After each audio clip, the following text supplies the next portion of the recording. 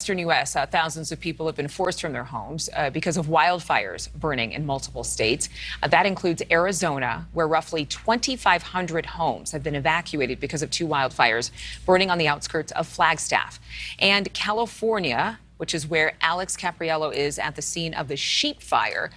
Also, residents are on high alert there. Alex, what's going on?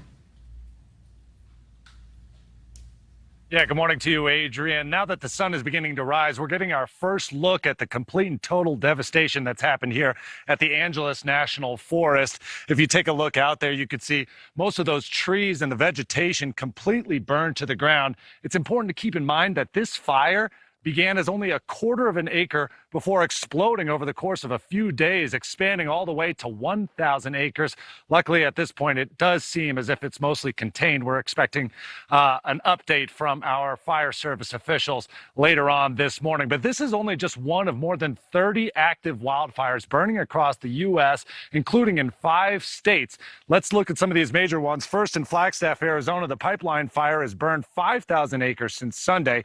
Hot and dry weather is helping the fire rip through the mountains and the forest, throwing huge clouds of smoke into the air. 2 other smaller fires are also burning several miles ahead as well. Hundreds have been evacuated and more are on standby to leave at any moment. So far, no homes have been burned and no injuries reported. There's no word on a cause yet, but local police say they arrested a man driving a pickup who was seen leaving the area of a fire. They haven't released any more information than that. Moving on, if you take a look at the New Mexico wildfire, that is one that is quickly growing. And then also moving on to California right here, the sheep fire. It decimated almost 1,000 acres since Saturday night. The Angeles National Forest has been going through a prolonged drought, just like much of the rest of the western U.S. No word on a cause yet there. There have been no homes damaged, but 50 households were asked to evacuate.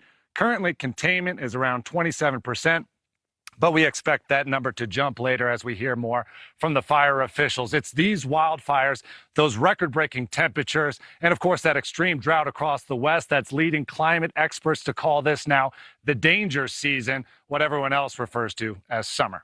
Adrienne. All right. Thank you so much, Alex.